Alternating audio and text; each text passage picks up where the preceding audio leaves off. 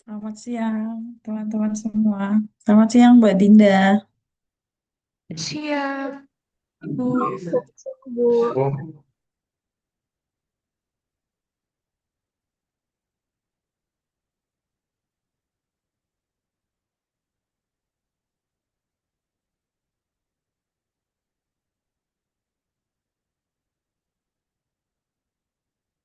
Laporan kemarin sudah saya koreksi semua ya, teman-teman ya. Tinggal bahan tayang kan sekarang ya, betul? Betul, Ibu. Oke, sekarang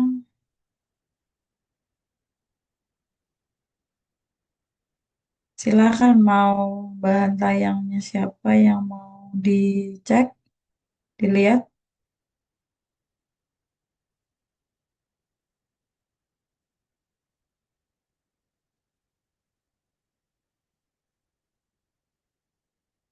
Yang sudah selesai.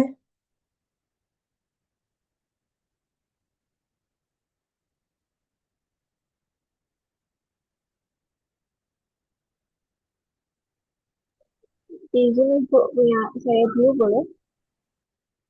Oke, boleh. Izin share screen dulu. Silakan.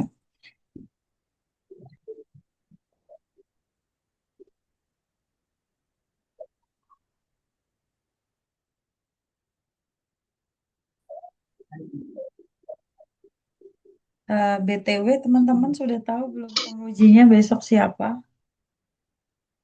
Belum, Ibu. Belum ya? Belum pada tahu ya? Belum, Ibu. Belum, Bu. Mau dikasih tahu jangan.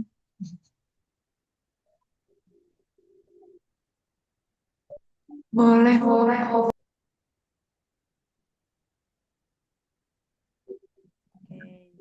Apakah sudah terlihat Ibu? bentar. Titipin, sudah terlihat. Oke. Izin Ibu.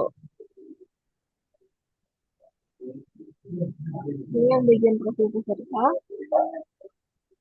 Hmm. Lalu ini yang profil saya.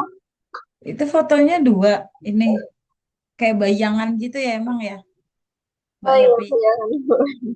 Bayangan apa Bayangan ketimpa? Ibu. Oh, emang bayangan ya, emang Atau mungkin modelnya gitu. iya, Modelnya gitu. iya Nggak Ibu. apa-apa, nggak apa-apa. Iya. Lanjut. Terus yang ini Nggak, gini aja. identifikasi Teh Happy, Mbak Happy, kita mulai dari awal, kita langsung mulai nyoba presentasi gitu aja ya.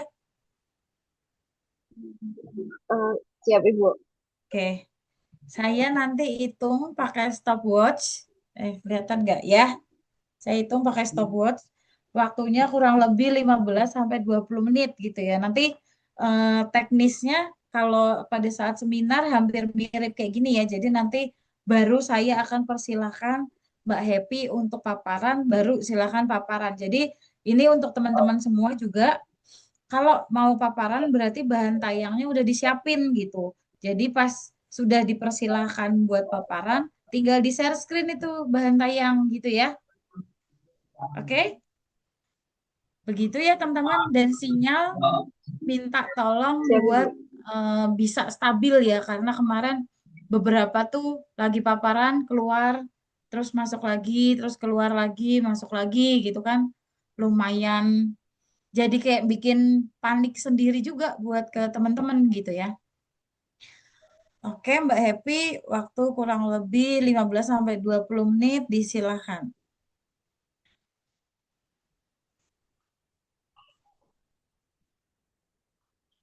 Mohon izin ini yang pertama harus saya mohon izin mentor, mohon izin wisuda suara, mohon izin coach kayak gitu Ibu. Ya, Keluar.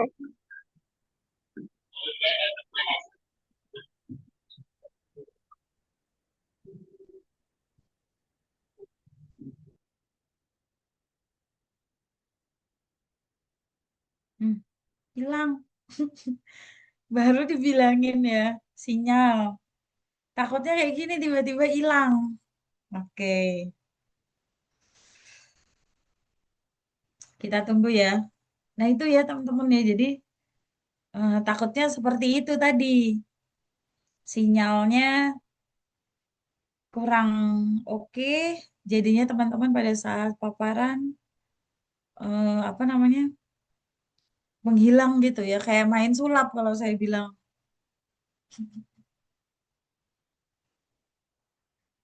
Sabar, tenang. Nah kalau kayak gitu takutnya nanti teman-teman pada heboh sendiri. Jadi pada heri gitu. Gitu dipastikan ya cari tempat yang jaringannya kencang. Kalau bisa yang jangan pakai wifi tapi pakai jaringan Mau ngembali Bu. kabelan. Hah? Gimana? Mbak Happy? Iya Ibu. Iya, jaringannya. Iya. Mulai lagi ya. Jadi silakan nanti Izin di share awal, screen. silakan nanti di awal menyapa mentor, kemudian penguji, kemudian saya, gitu ya. Gitu ya. Terima kasih. Apalah gitulah yang awal-awal gitu ya. Oke, kita mulai lagi ya, Mbak Happy ya. Bentar. Lanjut. Bentar Ibu, sebentar.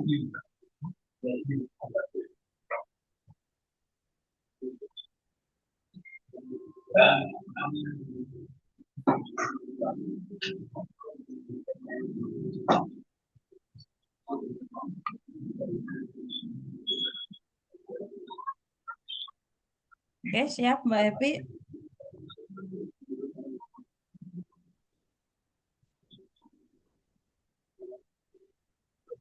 Siap ya. Apakah sudah terlihat Ibu? Sudah terlihat. Tinggal di Nah, udah. Oke ya, mulai lagi ya. 15 menit ya. Silakan. Jadi, Assalamualaikum warahmatullahi wabarakatuh. Selamat siang. Salam sejahtera bagi kita semua. Yang saya hormati, mentor saya Pak Indra Kusuma Wijaya sebagai mentor saya. Lalu Ibu Mariana Angela sebagai coach saya dan Ibu atau Bapak Widya Suara yang saya hormati. Terima kasih atas kesempatan yang telah diberikan kepada saya. Mohon izin untuk memperkenalkan diri. Di sini perkenalkan nama saya Hinda Putri Dinasti. Saya sebagai pejabat tahanan di Kementerian Imigrasi dan Pemasyarakatan pada UPT Lapas Kelas 2B Ngawi. Di sini saya di angkatan 9 dengan NDH 18. Di sini saya mengambil role model Bapak Iwan Setiawan selaku Kepala Lembaga Pemasyarakatan Kelas 2 Ngawi.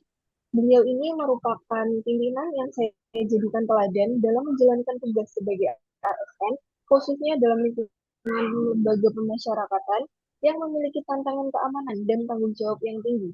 Adapun alasan saya dalam memilih beliau ini yaitu yang pertama, beliau menunjukkan dedikasi dan komitmen tinggi terhadap organisasi dalam berbagai kondisi termasuk keterbatasan kesehatan, beliau masih tetap menjalankan tugas dan tanggung jawab secara profesional.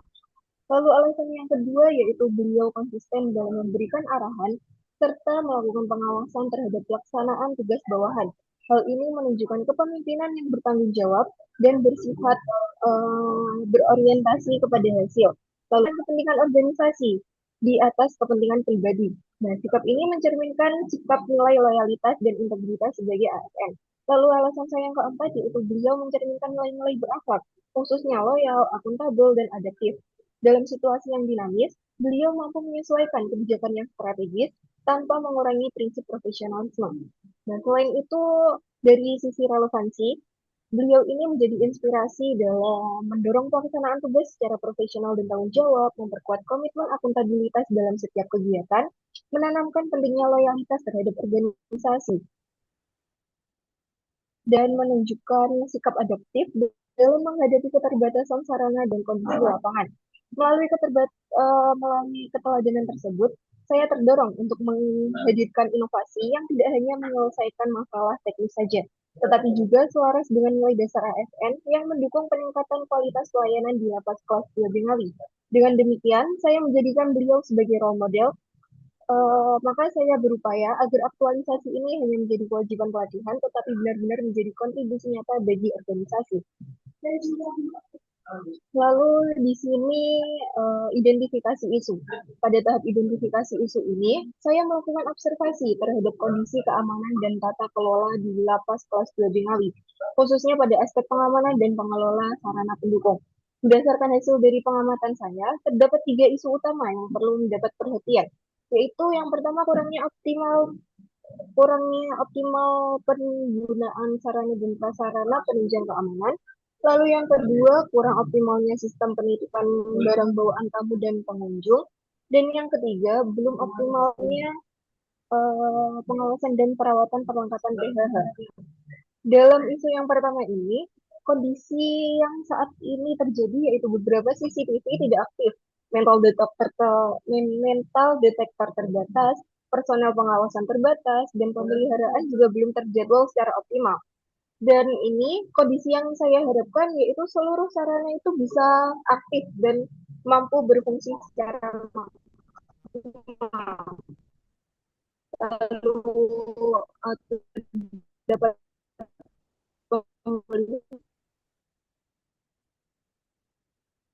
terintegrasi. Di sini pihak yang terdampak yaitu warga hunian ini bergantung pada sistem pengawasan yang efektif. Yang kedua yaitu petugas pengamanan lapas dan pejabat struktural keamanan lapas ini dapat mempengaruhi kepercayaan publik. Nah, keterkaitan ASN dan smart ASN di sini yaitu optimalisasi sarana keamanan mencerminkan ASN yang profesional dan adaptif terhadap teknologi. Lalu mampu mengoperasikan sistem keamanan secara tepat dan menjaga penggunaan fasilitas secara bertanggung jawab, serta memastikan keamanan sistem dan informasi demi mendukung pengamanan yang efektif. Isu yang kedua yaitu kurang optimalnya sistem penitipan barang tamu atau pengunjung, atau belum tersedianya loker penitipan senjata api dan tas tamu dinas. Sedia loker penitipan tas atau senjata api bagi tamu dinas. Jadi barang-barang tamu tersebut masih tergeletak di atas meja dan bersifat terbuka. Lalu penitipan itu masih manual dan penataan barang juga belum tertib. Kondisi yang saya harapkan yaitu tersedianya loker khusus. Lalu prosedur penitipannya itu jelas dan terdokumentasi serta akuntabel. Dan area P2U bisa lebih tertib dan representatif. Pihak yang terdampak di sini terutama yaitu petugas P2U dan pengamanan. Lalu tamu dinas atau pengunjung, lalu WBP. Yang ketiga adalah pemimpin lapas atau kepala lapas dan pejabat struktural. Lalu yang terakhir ada masyarakat. Nah, keterkaitannya dengan ASN di sini yaitu optimalisasi sistem penitipan mencerminkan ASN yang profesional, akuntabel, dan berintegritas dalam mengelola barang titipan. Petugas di sini dituntut tertib administrasi, mampu memanfaatkan sistem pencatatan yang sistematis, menjaga keamanan barang serta data, dan membangun budaya kerja yang disiplin, responsif, serta berorientasi pada peningkatan kualitas pelayanan. Lalu isu yang ketiga ada belum optimalnya pengawasan dan perawatan perlengkapan PHH.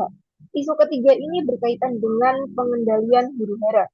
Nah, kondisi saat ini yaitu perlengkapan tersedia, namun belum terdapat jadwal pemeriksaan rutin yang terstruktur. Dokumentasi pun masih dilakukan secara berkala dan kontrol penyimpanan belum maksimal. Kondisi ini juga berpotensi menyebabkan perlengkapan tidak siap pakai saat terjadi situasi darurat, sehingga dapat menghambat respon pengamanan. Kondisi yang diharapkan yaitu jadwal pemeriksaan dan perawatan itu harus rutin, pencatatan administrasi yang terdokumentasi, serta kejelasan penanggung jawab pengawasan hingga seluruh perlengkapan PHI siap digunakan kapanpun dan dimanapun. Lalu isu yang berdampak ada yang pertama petugas pengamanan, yang kedua ada WBP, yang ketiga ada aparat eksternal seperti Polri, TNI, atau bahkan BNN. Yang ketiga adalah pimpinan lapas serta pejabat struktural, lalu yang terakhir ada masyarakat. Nah, dalam perspektif Smart ASN, pengawasan perlengkapan PHH mencerminkan ASN yang profesional, akuntabel, dan responsif terhadap risiko keamanan. Lalu dari ketiga isu tersebut, seluruhnya memiliki dampak yang penting terhadap keamanan dan tata kelola lapas.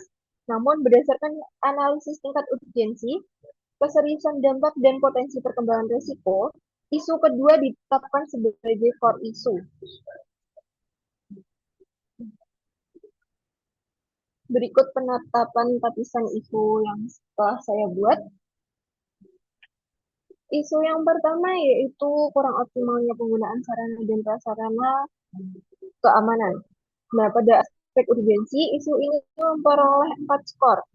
Karena sarana keamanan yang belum optimal memang berdampak pada efektivitas pengawasan, namun masih dapat dikendalikan dengan upaya manual oleh petugas.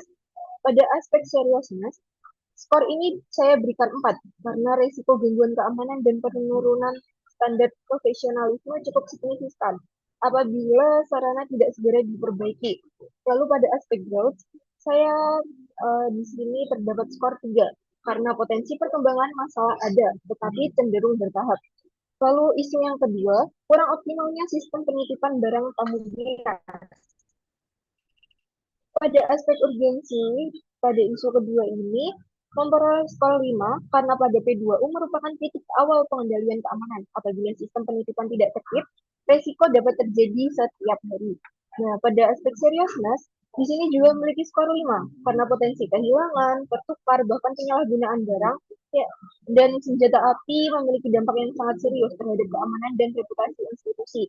Lalu pada aspek growth, terdapat juga skor 5 karena apabila tidak segera diperbaiki, resiko dapat berkembang menjadi gangguan keamanan yang lebih besar dan akan terus berulang.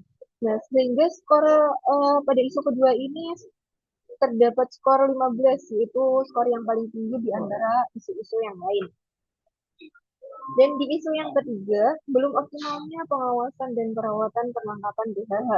Pada aspek urgensi ini terdapat skor 5, karena meskipun belum terjadi insiden, kesiapsiagaan alat tetap penting untuk kondisi darurat. Lalu pada aspek seriousness, di sini ada skor 5, karena apabila perlengkapan tidak siap pakai saat dibutuhkan, dampaknya bisa membahayakan keselamatan petugas dan menghambat penanganan gangguan. Dan pada aspek growth ini ada skor 4 karena mungkin kerusakan perlengkapan dapat semakin parah jika tidak ditindaklanjuti secara rutin. Jadi kesimpulannya, berdasarkan hasil USG ini, skor isu 1 memperoleh 11, isu 2 memperoleh 15, dan isu 3 memperoleh 13. Dengan demikian, isu nomor 2 yaitu kurang optimalnya sistem penitipan barang tamu dinas di P2U ditetapkan sebagai isu prioritas utama karena paling mendesak, memiliki dampak paling serius, dan berpotensi berkembang menjadi gangguan keamanan yang signifikan. Nah, akar penyebab masalah di sini. Setelah menetapkan isu prioritas tadi, langkah selanjutnya adalah menganalisis akar penyebab masalah secara sistematis. Di sini saya menggunakan diagram fishbone, di mana 4M yaitu ada man, sumber daya manusia, ada metode atau prosedur, ada material sebagai bahan atau perlengkapan pendukung, ada mesin sebagai sarana dan prasarana. Alasan saya menggunakan metode ini yaitu karena permasalahan sistem penitipan barang di P2U tidak berdiri sendiri, melainkan dipengaruhi oleh beberapa faktor, baik dari petugas, dari prosedur kerja, maupun dari fasilitas pendukung. Oleh karena itu, diperlukan analisis yang komprehensif agar dapat diketahui faktor mana yang paling dominan dan berpengaruh terhadap belum optimalnya sistem penitipan barang. Nah, berdasarkan hasil analisis fishbone ini, terdapat pada aspek man atau sumber daya manusia. Di sini masih terdapat potensi resiko kelalaian atau human error dalam pengelolaan penitipan, terutama karena belum adanya sistem yang mendukung pengawasan secara tertib dan struktur. Lalu pada aspek metode, yaitu prosedur, belum tersedianya SOP khusus yang mengatur secara rinci mekanisme penitipan barang dan senjata api. Dan pada aspek material, belum adanya sistem pendukung formulir atau pencatatan yang juga menjadi faktor penyebab belum optimalnya tata kelola penitipan barang. Pada aspek mesin, nah di sini belum tersedianya unit fisik locker penitipan yang aman dan memadai sebagai sarana utama sistem penitipan barang dan senjata api di P2U. Tujuan analisis saya yaitu untuk mengetahui akar utama dari belum optimalnya sistem penitipan barang, sehingga dapat dirumuskan solusi yang tepat dalam rangka meningkatkan keamanan dan ketertiban layanan di P2U. Nah, di sini akar masalah saya yaitu berfokus pada aspek mesin atau faktor yang dominan di sini karena belum tersedianya unit fisik locker atau penitipan yang aman dan memadai sebagai sarana utama sistem penitipan barang dan senjata api. Dampaknya yaitu penitipan masih dilakukan secara manual tanpa sistem pengamanan khusus dan barang serta senjata api ini masih diletakkan secara terbuka. Dan ketiga, dapat meningkatkan resiko kehilangan atau tertukar serta penyalahgunaan. Lalu yang terakhir, adanya pengawasan dan kontrol keamanan menjadi tidak optimal. Solusinya yaitu yang pertama, pengadaan locker khusus tentunya, lalu standarisasi dan integrasi SOP, lalu yang ketiga ada penguatan pengawasan. Nah, di sini manfaat gagasan penyelesaian core isu.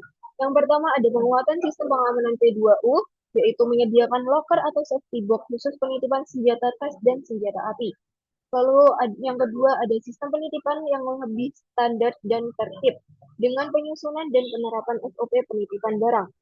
Yang ketiga ada peningkatan profesionalisme dan akuntabilitas tugas P2U. Dan yang keempat ada meminimalisir human error dan risiko keamanan. Di sini dapat mengurangi risiko tertukar, hilang, atau bahkan lalai dalam pengawasan. Yang kelima ada Mbak meningkatkan Happy, 5 menit lagi ya. Yang kelima ada meningkatkan kepastian dan rasa aman. Lalu yang keenam ada mendukung tata kelola keamanan preventif. Dan yang terakhir ada kontribusi terhadap manajemen ASN dan pelayanan publik tentunya. Nah, di sini ada matriks rancangan aktualisasi. Yang kegiatan pertama saya ada penyusunan konsep. Di sini kegiatan utamanya yaitu merancang sistem penitipan barang. Tahapannya yaitu yang pertama mengidentifikasi kebutuhan locker, lalu menyusun konsep alur locker. Nah, lalu kontribusi organisasi ini supaya terciptanya lingkungan lembaga pemasyarakatan kelas 2B yang aman. Di sini juga ada panduan perilaku dan nilai dasarnya yang menurut nilai ASN berakhlak.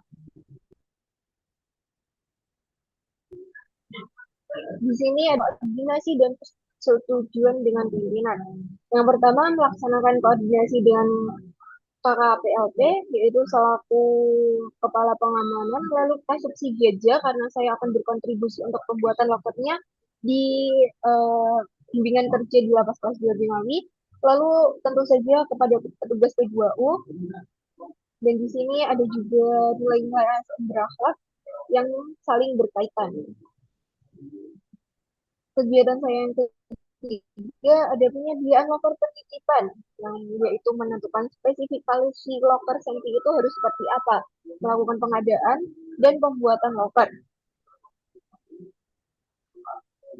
Lalu yang keempat di sini yaitu penyusunan SOP dan sosialisasi. Maka di sini saya akan menyusun SOP penitipan barang dan melakukan sosialisasi kepada petugas dan tamu atau pengunjung.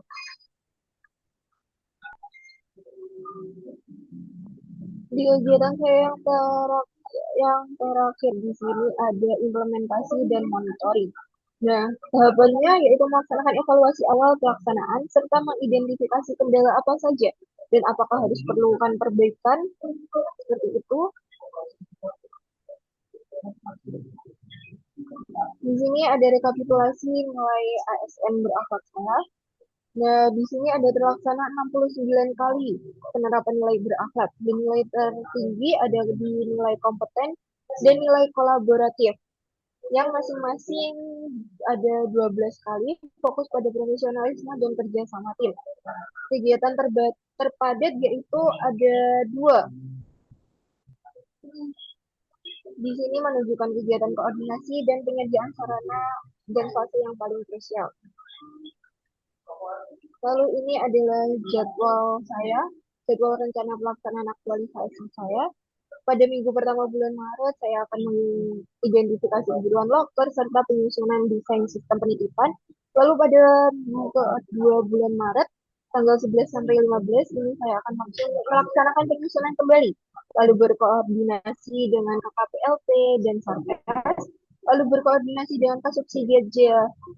Nah, pada minggu ketiga bulan Maret, yaitu pada tentang tanggal 18 sampai 22, saya akan melaksanakan koordinasi lagi dengan Kasubsidi Aja Petugas P2U serta pengajuan dan persetujuan konsep.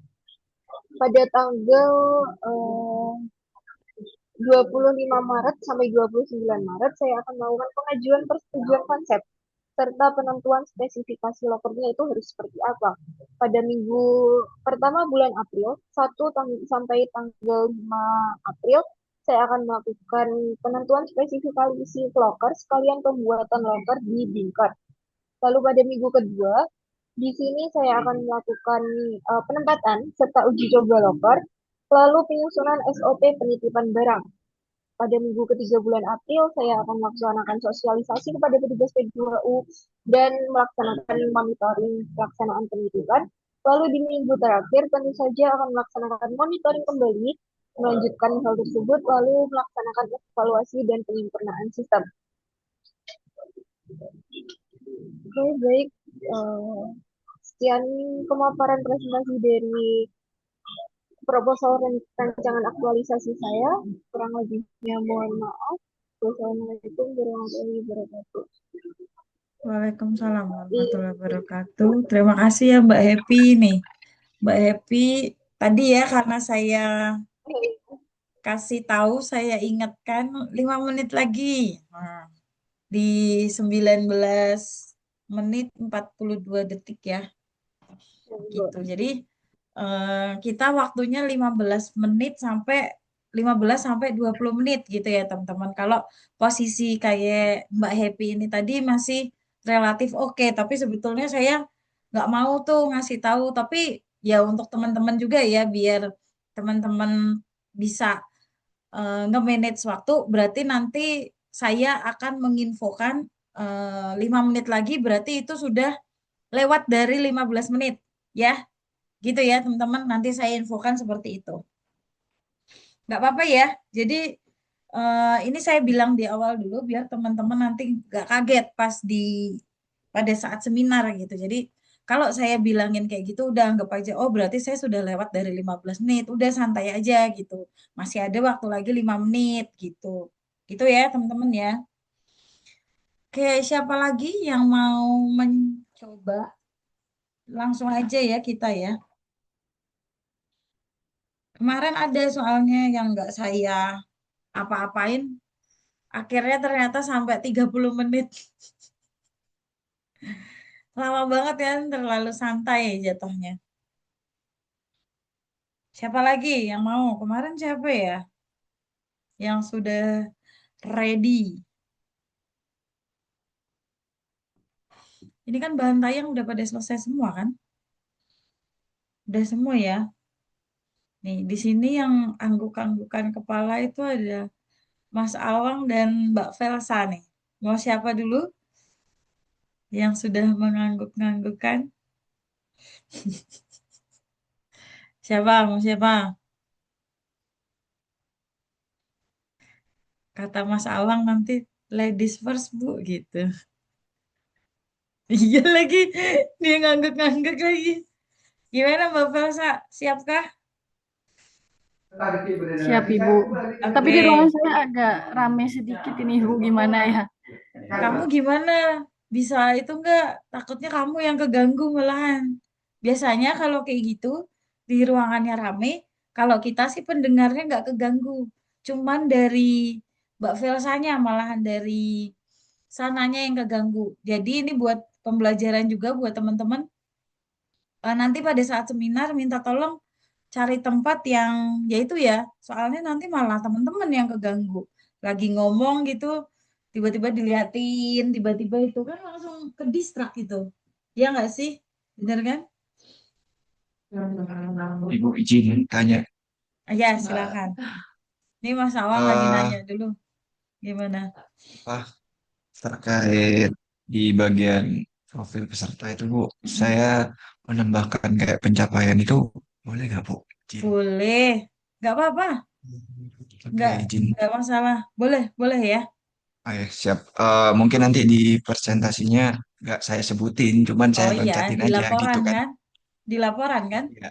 Oh iya Iya. Bu, nggak maksudnya nanti waktu Oh, presentasinya juga disampein.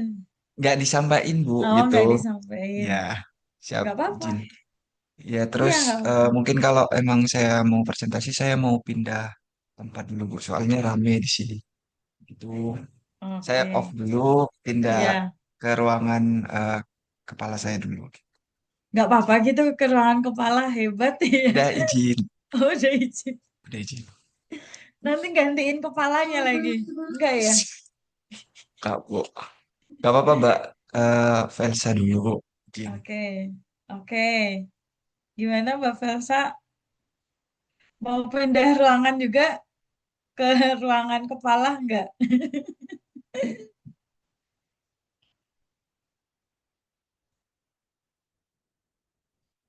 Eh, situasinya kayak gini, Bu. Oke. Mbak Felsa Mungkin gimana? nunggu Mas Enggak Awang, apa-apa. setelah Mas Awang baru saya, Bu. Siap, Bu. Mas Mawang mau pindah tempat dulu. Yang lain coba. Ya, Yang lain saya gimana? izin pindah dulu Bu. Bentar. Oke, silakan. Yang lain? Siap. Tapi Mbak Felsa mau? Mau. Oke. Saya Mas Awang nih enggak aja ya. Ya udah. Jangan kasih tahu Mas Awang berarti. Penguji kita adalah, tapi Mas Awangnya lagi nggak ada. Gimana dong? Pengujinya itu, ini terakhir ya, ini terakhir.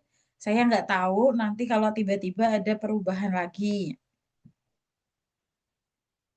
Pengujinya itu dari orang LAN, di sini juga kantornya. Kenapa Mbak Dinda mukanya kayak gitu?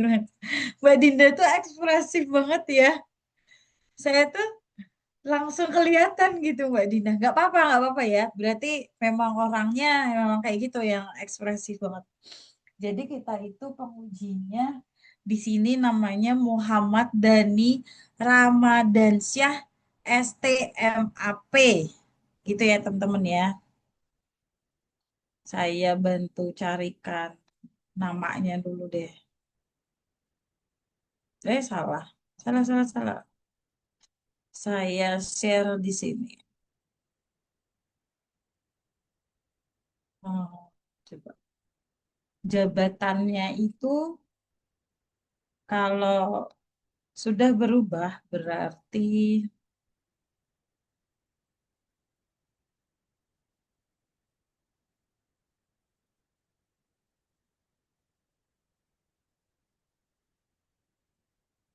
coba jabatannya itu arsiparis.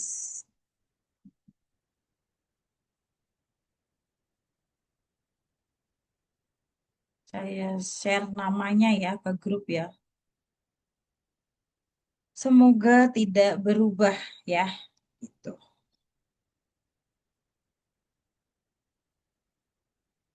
Oke. Semoga tidak ada perubahan.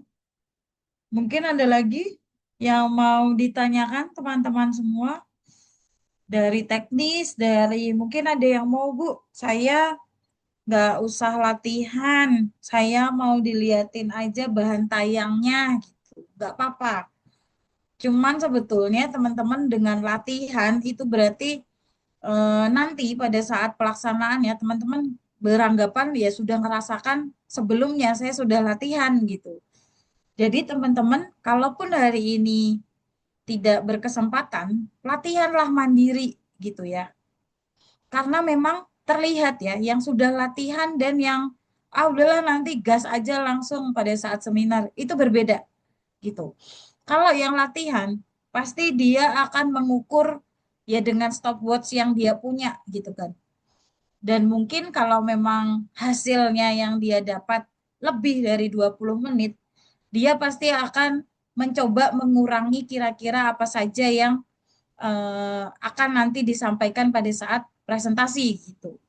Jadi ketahuan sebetulnya ya, yang sudah latihan dan yang belum latihan gitu. Gimana? Mungkin ada yang mau dilihat bahan tayangnya, Bu. Saya nggak usah deh, Bu. Nanti saya latihan mandiri. Saya minta dilihat bahan tayangnya aja. Nggak apa-apa. Gitu ya, teman-teman. Atau memang di sini mau latihan semua gitu. Kan saya tadi udah ada Mbak Happy. Kemudian nanti ada Mas Awang. Kemudian ada, nggak tahu nih Mbak Velsa gimana. Kondusif nggak? Lagi lihat-lihat. Iya, jadi ini juga buat teman-teman semua ya. Jadi nanti pada saat seminar, kalau bisa cari ruangan yang kondusif. Karena kalau nggak kondusif, itu mengganggu teman-teman semua, mengganggu konsentrasi teman-teman. Nanti misalnya pengujinya ngomong gitu, karena suasananya rame, teman-teman nggak dengar, akhirnya mohon maaf bisa diulangi pertanyaannya atau apanya gitu kan jadi nggak enak gitu ya teman-teman. Jadi kalau bisa minta tolong cari ruangan yang kondusif selain jaringan ya, selain jaringan yang super kuat gitu ya. Cari juga tempat yang memang kondusif gitu. Kayak seperti itu. Siapa nih? Hmm? Siapa teman-teman? Senin udah seminar loh. Yuk, kalian nggak deg-degan gitu? Deg-degan kan? Tadi gimana coba perasaannya Mbak Happy pada saat latihan kita simulasi? Deg-degan kan?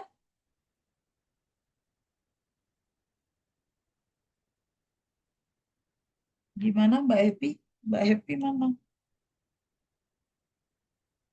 Siap Ibu, tadi deg-degan dan belibet. Belibet. Nah, kalau belibet berarti latihan lagi aja ya, mandiri ya Mbak Happy ya. Gitu. Karena Siap tadi Ibu. juga rada kendala jaringan, mungkin efek ke situ juga bisa jadi ya. Siapa lagi yang mau? Nggak ada yang mau. Ayo, Bu, izin bertanya. boleh Mbak Dinda, silahkan. Untuk tanda tangan Ibu Coach Oh iya, saya Maria Angela, iya, di saya lembar kirim ya. persetujuan, Dikirim kapan? Diupload. maksimal Minggu jam 3 sore sih, Oke. tanggal Saya 1 kirim Maret. ya. Saya Siap, kirim ke grup ya. siap, Oke, siap terima Bu, kasih ya. terima kasih. Udah Siap Bu, ngingetin sama-sama. ya. Siap Ibu. Jadi nanti saya kirimnya itu nanti teman-teman bisa tempel di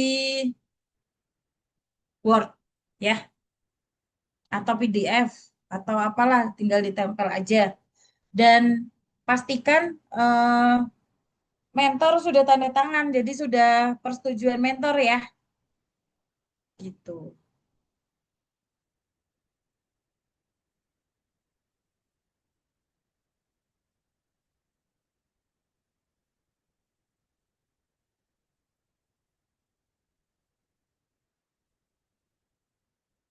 Dan nanti ingat ya teman-teman ya, pokoknya tunggu di breakout room angkatan.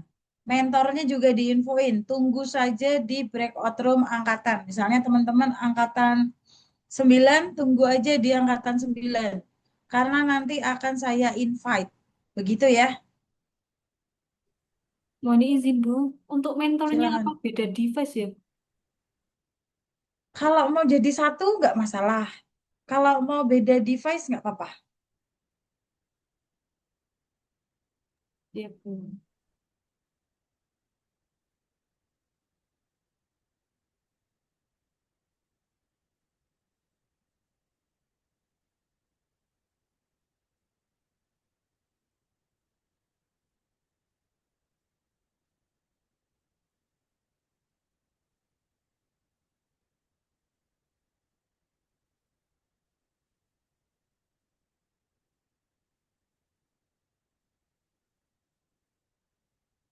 Oke, gimana Mas Awang?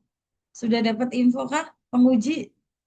Tadi saya habis nginfoin penguji, kan dia nggak tahu. Nah, gimana Bu? Yang ditunggu-tunggu.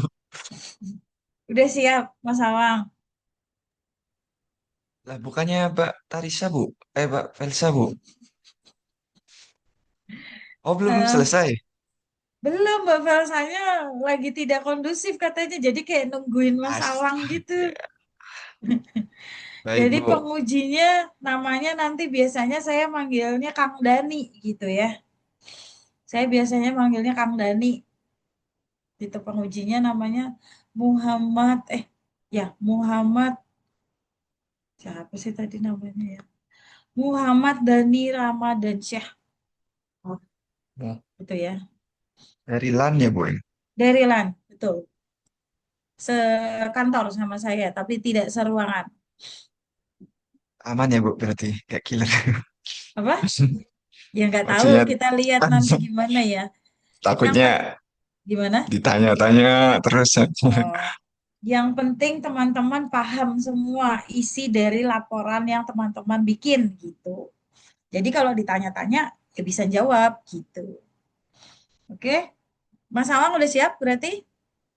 Ya, Bu. Izin, kalau misal nanti kelebihan, nanti kan ini cuma pembelajaran dulu kan, Bu, ya? Hmm, hmm. Siap. Ya, Nggak Bu, usah di izin. stop berarti. Dikasih tahu nggak 5 menit lagi gitu. Eh, dikasih tahu aja, Bu. Oke, oke. Siap. Oke ya, berarti siap. Bahan tayang sudah disiapin? Siap, Bu. Oke. Silakan. Berarti untuk Mas Awang waktu kurang lebih 15 sampai 20 menit disilakan.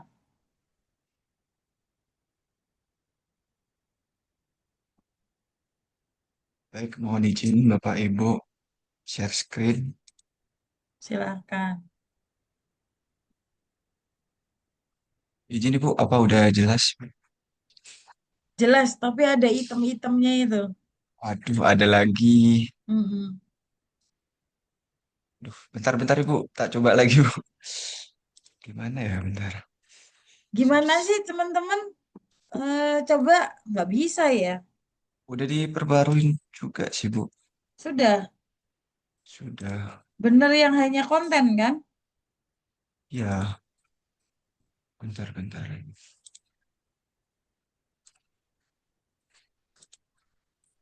Tadi Mbak Happy bisa kok. Ya, nanti itu peserta pertama itu Mbak Velsa loh. Mbak Velsa itu peserta pertama. Masih ada Ibu? Ada ya? Benar. Aduh. Masih. Masa mau saya nanti yang paparan? Maksudnya saya yang share screen, saya bantu gitu. Mungkin sementara nggak apa-apa lah Ibu Ya, izin. Gini tapi dulu. nanti kalau ketutup kadang itu tuh dia gerak-gerak ngikutin kursornya ini loh. Jadi dia tuh Oh, ya coba kursornya digeser deh. ini Ibu ya. Tetap ya, sama aja ya. Sama sih Bu. Sama aja ya. Ya udah, nanti nutupin soalnya ya udah kita coba dulu ya. Mulai Oh, ya. siap. Silakan. Siap. Assalamualaikum warahmatullahi wabarakatuh. Selamat pagi, salam sejahtera dan sukses bagi kita semua. Yang saya hormati Bapak Muhammad Dhani selaku penguji yang telah menyempatkan hadir. Yang saya hormati Bapak Muhammad Hari Aryansah, AMDIM, SAMM selaku mentor yang senantiasa membimbing dan memberikan arahan dengan penuh semangat dan dedikasi. Yang saya hormati Ibu Maria Angela Widya Puspasari SEMM selaku coach yang telah memberikan pendampingan, masukan serta penguatan dalam setiap tahapan pembelajaran, serta rekan-rekan peserta pelatihan dasar CPNS yang berbahagia. Di era transformasi digital saat ini, informasi tidak lagi sekedar menjadi pelengkap layanan, melainkan bagian utama dari kualitas pelayanan publik itu sendiri.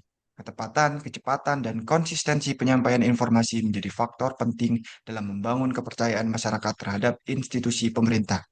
Berangkat dari tantangan tersebut, pada kesempatan ini saya akan memaparkan rancangan aktualisasi dengan judul Implementasi Sigma-Kim atau Sistem Integrasi Governance Manajemen Konten dan Informasi Keimigrasian dalam optimalisasi pengelolaan media informasi digital di kantor imigrasi kelas 2 non-TPI Ponorogo.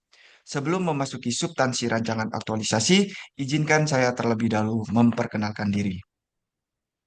Perkenalkan, nama saya Dwi Putrawang Mehiadanto, peserta Latsar tahun 2026 NDH 14 gelombang 3. Saat ini saya mengemban amanah sebagai pemeriksa keimigrasian pemula yang bertugas di Seksi Teknologi Informasi dan Komunikasi Keimigrasian, Satuan Kerja Kantor Imigrasi Kelas 2 Non-TPI Ponorogo pada Kementerian Imigrasi dan Pemasyarakatan. Untuk jenjang pendidikan, saya telah menyelesaikan pendidikan sampai dengan SMA dengan berbagai pencapaian yang telah saya raih. Dalam pelaksanaan tugas ini, saya berperan dalam mendukung pengelolaan informasi dan komunikasi publik keimigrasian, khususnya melalui optimalisasi media informasi digital sebagai sarana kehumasan institusi. Selanjutnya, izinkan saya menyampaikan penghormatan sekaligus memperkenalkan sosok mentor yang senantiasa memberikan arahan, inspirasi, dan teladan dalam proses penyusunan hingga pelaksanaan rancangan aktualisasi ini yang saya jadikan role model. Beliau adalah Bapak Muhammad Hari Aryansah, AMDIM, SAMM, lahir di Banjar pada tanggal 13 Januari 1990. Saat ini beliau menjabat sebagai Kepala Seksi Teknologi Informasi dan Komunikasi Keimigrasian pada Kantor Imigrasi Kelas 2 Non-TPI Ponorogo. Di bawah kepemimpinan beliau, Seksi Teknologi Informasi dan Komunikasi Keimigrasian tidak hanya berperan sebagai pengelola informasi, tetapi juga menjadi penggerak transformasi komunikasi publik yang strategis. Salah satu capaian yang membanggakan adalah keberhasilan mengantarkan Kantor Imigrasi Ponorogo meraih berbagai prestasi pada Anugerah Humas Imigrasi Indonesia tahun 2025 yang menunjukkan komitmen kuat dalam membangun citra institusi melalui pengelolaan informasi yang profesional dan berdampak. Namun demikian, rekam jejak pengabdian beliau tidak hanya terbatas pada bidang kehumasan. Sebagian besar proses gemilang yang diraih justru lahir dari kontribusi luar biasa di bidang intelijen keimigrasian. Bagi saya, beliau bukan hanya seorang atasan, melainkan seorang bapak yang memberikan arah, perspektif strategis, serta dorongan untuk terus menghasilkan inovasi yang bernilai bagi organisasi. Arahan dan pengalaman beliau menjadi fondasi penting dalam penyusunan rancangan aktualisasi ini agar tidak hanya bersifat konseptual tetapi juga implementatif dan berdampak nyata. Setelah mengenal profil role model, selanjutnya saya akan memaparkan gambaran umum instansi yang saya akan laksanakan aktualisasi, yaitu Kantor Imigrasi Kelas 2 Non-TPI Ponorogo. Pada tanggal 17 Oktober 2014, didirikan Kantor Imigrasi Ponorogo sebagai Kantor Imigrasi Kelas 3 Non-TPI, merupakan pelaksanaan teknis di bawah Direktorat Jenderal Imigrasi. Dan sejak tahun 2020, kantor ini meningkat statusnya menjadi Kelas 2 Non-TPI. Dalam menjalankan tugas, instansi ini mengacu pada visi misi Kementerian Imigrasi dan Pemasyarakatan tahun 2025 sampai 2029. Wilayah kerja kami Ponorogo tersendiri meliputi Kabupaten Ponorogo, Kabupaten Trenggalek, dan Kabupaten Pacitan. Seiring dengan pelaksanaan tugas dan tanggung jawab dalam mendukung pelayanan keimigrasian, tentu terdapat berbagai dinamika serta tantangan yang menjadi ruang evaluasi dan perbaikan berkelanjutan. Berdasarkan hasil observasi lapangan, pengamatan langsung, serta analisis terhadap kondisi aktual di unit kerja saya, teridentifikasi beberapa isu yang strategis yang memiliki keterkaitan erat dengan peningkatan kualitas pelayanan dan pengelolaan informasi keimigrasian. Di antaranya, isu pertama, belum tersedianya instrumen pengukuran efektivitas layanan inklusif Dewi Songgolangit bagi kelompok rentan. Isu kedua, belum optimalnya sistem manajemen konten media informasi digital pada Seksi Teknologi Informasi dan Komunikasi Keimigrasian. Isu ketiga, belum optimalnya sinergi dan integrasi publikasi layanan keimigrasian dengan pemerintah Kabupaten Trenggalek. Dari tiga isu yang telah diidentifikasi, selanjutnya saya akan menguraikan kondisi aktual dari masing-masing isu yang diawali dengan pembahasan pada isu pertama. Kondisi saat ini menunjukkan bahwa layanan inklusif Dewi Songgolangit belum memiliki instrumen pengukuran efektivitas yang terstruktur dan spesifik. Evaluasi kinerja masih tergabung dalam survei IKM umum yang sudah tertera di foto, sehingga belum tersedia indikator khusus yang mampu mengukur tingkat keberhasilan layanan, kualitas pengalaman pengguna, serta dampak bagi kelompok rentan. Kondisi yang diharapkan, tersedianya instrumen pengukuran efektivitas layanan Dewi Songgolangit yang terstruktur, terstandar, dan berbasis indikator kinerja yang jelas dan terukur. Adapun pihak-pihak yang terdampak, diantaranya kelompok rentan sebagai penerima layanan, kantor imigrasi Ponorogo sebagai penyelenggara layanan, pimpinan sebagai penentu arah kebijakan dan evaluasi kinerja, dan Kementerian Imigrasi dan Pemasyarakatan dalam konteks peningkatan kualitas pelayanan publik institusional. Dalam perspektif manajemen ASN, isu ini berkaitan dengan penguatan manajemen kinerja dalam kerangka Smart ASN, kebutuhan instrumen evaluasi mencerminkan pentingnya kompetensi analitis dan literasi digital aparatur. Setelah membahas isu pertama, selanjutnya saya akan memaparkan isu kedua yang berkaitan dengan pengelolaan dan manajemen konten media informasi keimigrasian. Kondisi saat ini terlihat pada gambar slide. Permasalahan muncul yang kelihatannya simpel namun sangat berdampak ketika pimpinan saya menanyakan konten hari ini apa. Seringkali setiap pegawai kebingungan karena sistem manajemen konten media informasi digital yang berjalan saat ini belum sepenuhnya terintegrasi dan belum didukung oleh tata kelola yang baku, perencanaan konten yang masih bersifat jangka pendek, serta belum responsif terhadap kebutuhan sesaat. Kondisi tersebut berdampak pada belum optimalnya efektivitas media informasi digital sebagai sarana edukasi dan diseminasi layanan keimigrasian. Adapun pihak-pihak yang terdampak dari isu ini meliputi masyarakat atau pemohon layanan sebagai penerima informasi keimigrasian, seksi Tikim sebagai pengelola media informasi digital, pimpinan kantor sebagai pengarah kebijakan komunikasi institusi secara keseluruhan dalam upaya membangun citra pelayanan publik yang profesional dan adaptif. Dalam perspektif manajemen ASN, isu ini berkaitan dengan penguatan manajemen kinerja dan tata kelola berbasis hasil, sedangkan Smart ASN, optimalisasi manajemen konten digital menuntut penguatan literasi digital, kemampuan analitis, serta pola pikir yang adaptif. Selanjutnya, saya akan memaparkan isu ketiga yang berfokus pada penguatan kerjasama lintas instansi dan lintas daerah dalam publikasi layanan keimigrasian.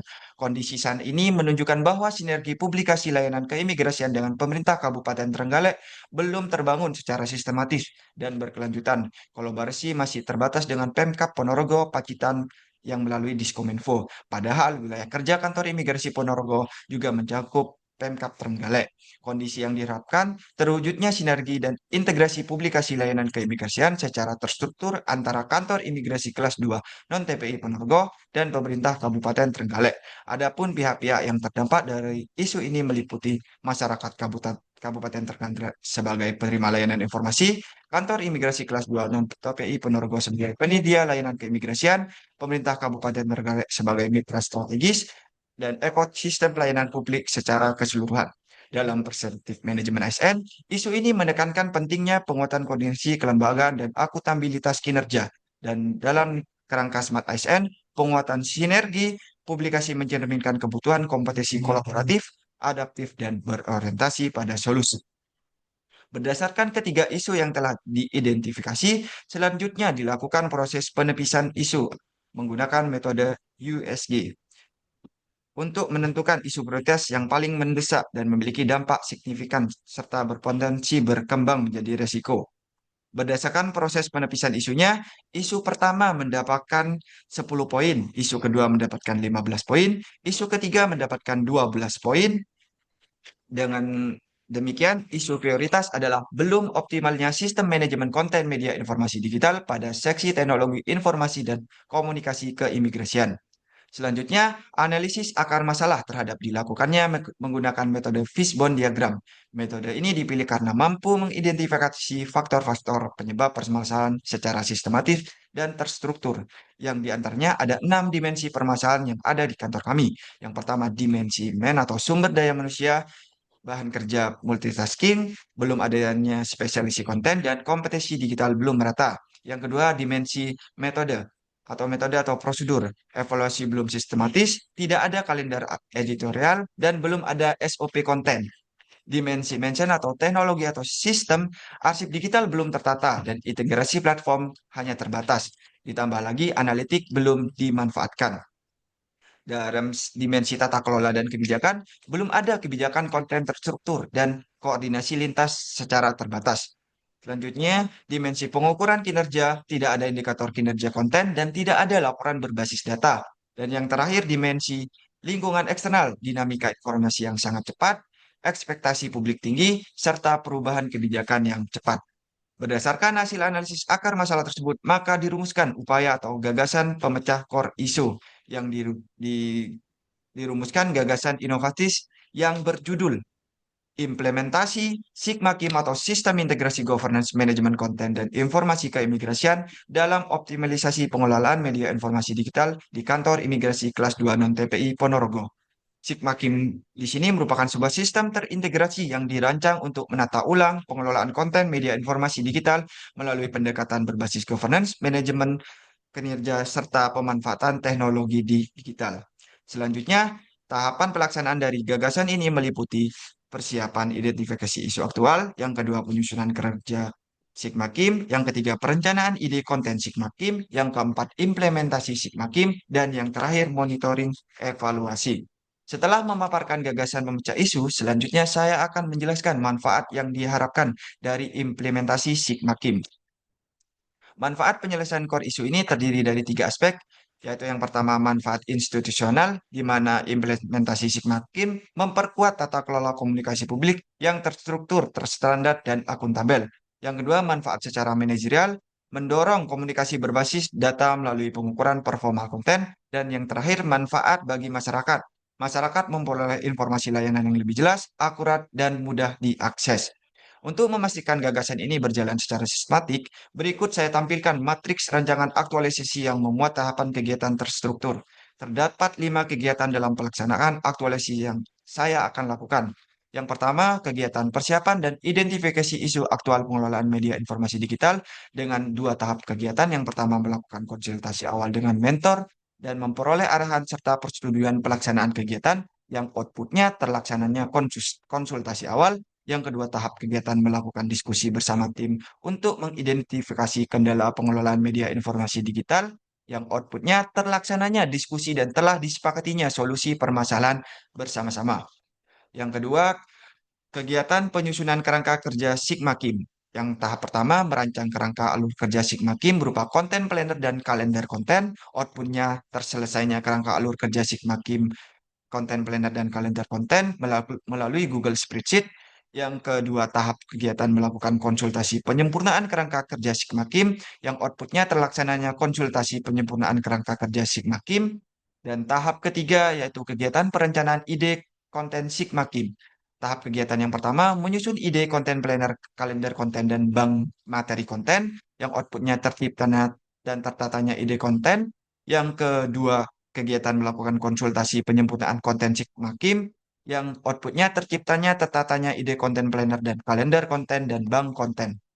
Yang keempat, kegiatan implementasi Sigma Kim. Yang tahap pertama menerapkan alur kerja dan pembagian tugas Sigma Kim, dengan outputnya terdatanya progres pembuatan konten planner dan kalender konten. Yang kedua, tahap kegiatan memproduksi dan mempublikasi konten, yang outputnya terdatanya proses pembuatan konten planner dan kalender konten.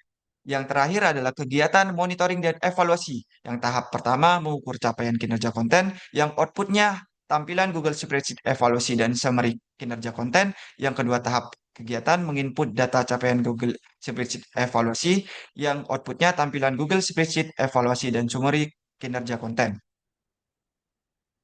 Selain tahapan kegiatan tersebut, rancangan ini juga diintegrasikan dengan nilai-nilai dasar ASN berakhlak.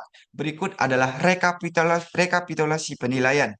Rekapitulasi total nilai yang diperoleh adalah 77, yang menunjukkan bahwa rancangan aktualisasi yang saya lakukan dengan semua tahap kegiatannya telah mengintegrasikan nilai-nilai dasar ASN berakhlak secara komprehensif. Sebagai bentuk komitmen implementasi, pada slide terakhir saya sampaikan jadwal pelaksanaan aktualisasi yang telah disusun secara terencana dan terukur yang dilakukan di bulan Maret sampai dengan April. Sebagai penutup, hadirnya Sigma Kim atau Sistem Integrasi Governance Manajemen Konten dan Informasi Keimigrasian dirancang untuk memastikan bahwa setiap publikasi layanan memiliki perencanaan yang jelas, standar mutu, terukur, serta indikator kinerja yang terdokumentasi. Pelayanan publik yang unggul tidak hanya diukur dari kecepatan layanan di loket, tetapi juga dari kualitas informasi yang diterima masyarakat. Informasi yang jelas, akurat, dan konsisten membangun pemahaman sekaligus menumbuhkan kepercayaan.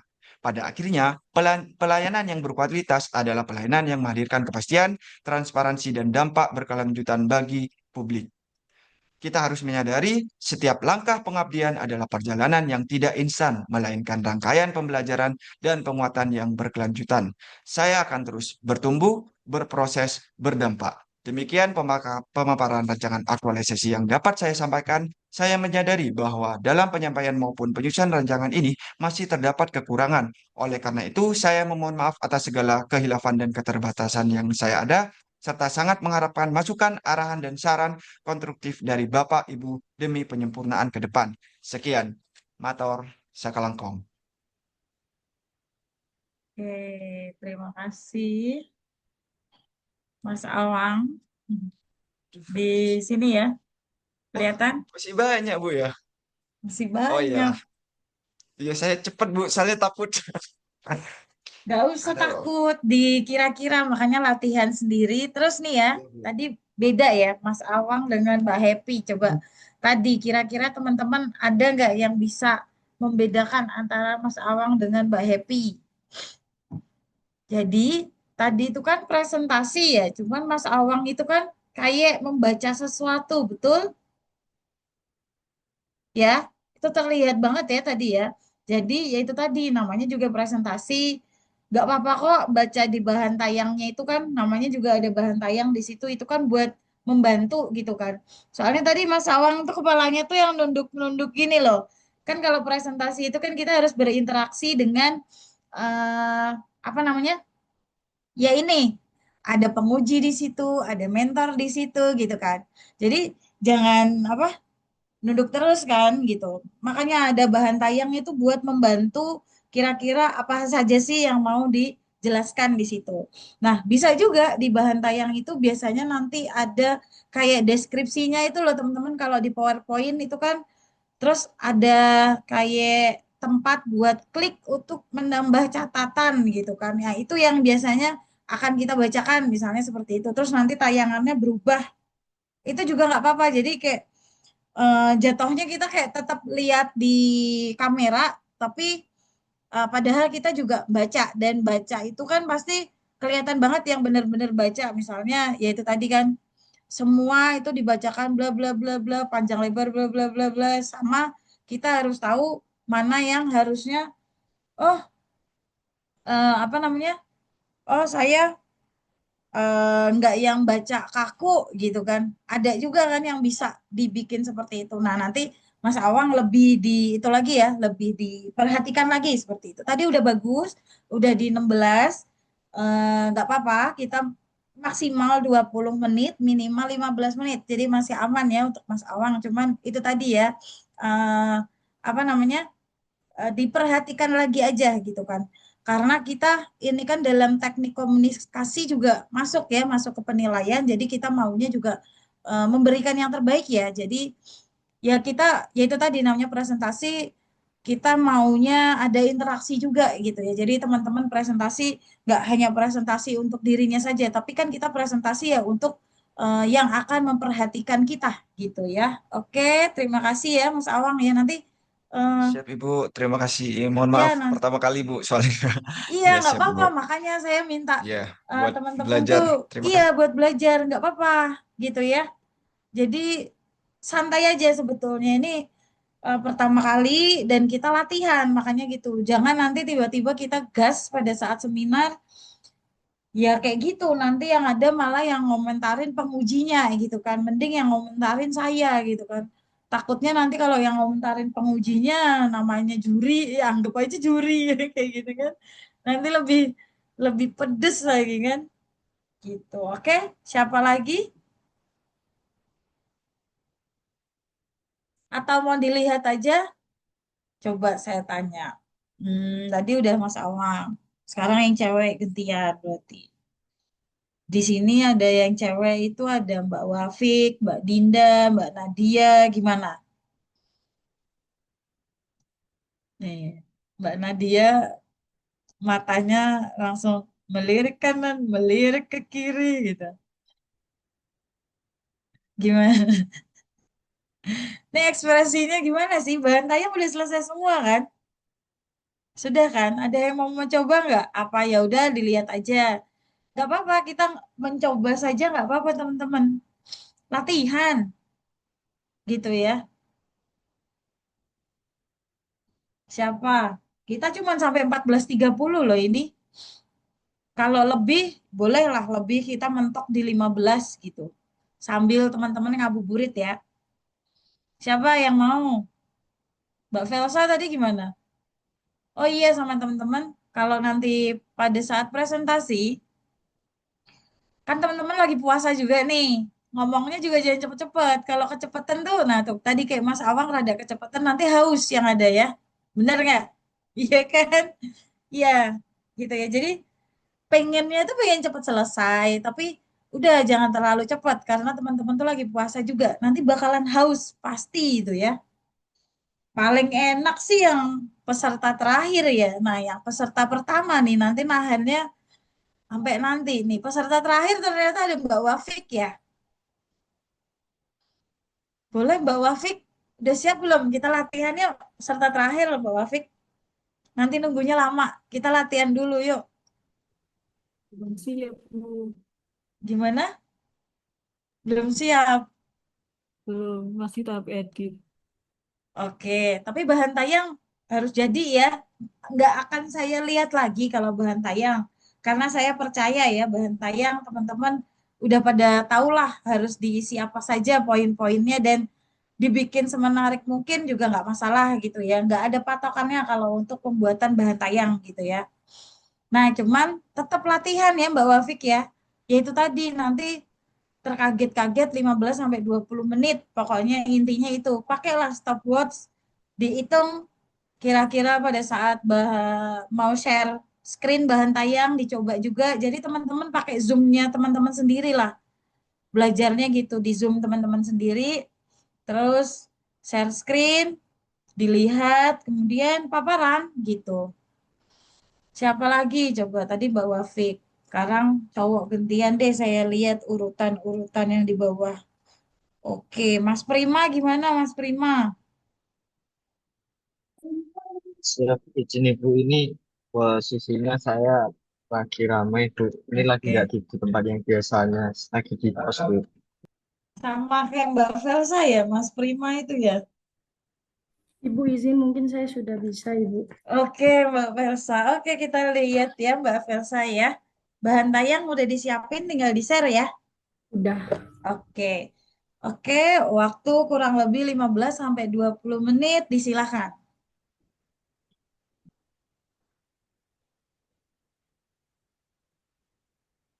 Izin Ibu, apakah sudah terlihat? Sudah. Oke. Assalamualaikum warahmatullahi wabarakatuh. Selamat pagi, salam sejahtera untuk kita semua. Sebelumnya saya ingin mengucapkan terima kasih kepada Bapak dan Ibu yang telah meluangkan waktunya untuk dapat hadir di ruang Zoom meeting ini. Kemudian saya ingin mengucapkan terima kasih juga karena telah memberikan kesempatan bagi saya untuk memaparkan dan mempresentasikan rancangan aktualisasi saya dengan inovasi QLapas, QR Layanan Administrasi Pengunjung Aman dan Sistematis, berupa buku tamu digital yang akan diberlakukan di Lapas Kelas 2A Pamekasan. Namun sebelum itu, izinkan saya untuk memperkenalkan diri saya terlebih dahulu. Perkenalkan, nama saya Tarisa Velsa Agustin, NIP 20050801202506220001 sebagai penjaga tahanan di Lapas Kelas 2A Pamekasan. Saya tergabung di Latsar CPNS gelombang 3 angkatan 9 dengan NDH 42. Selanjutnya, saya akan memperkenalkan, mohon maaf Ibu. Oh my God.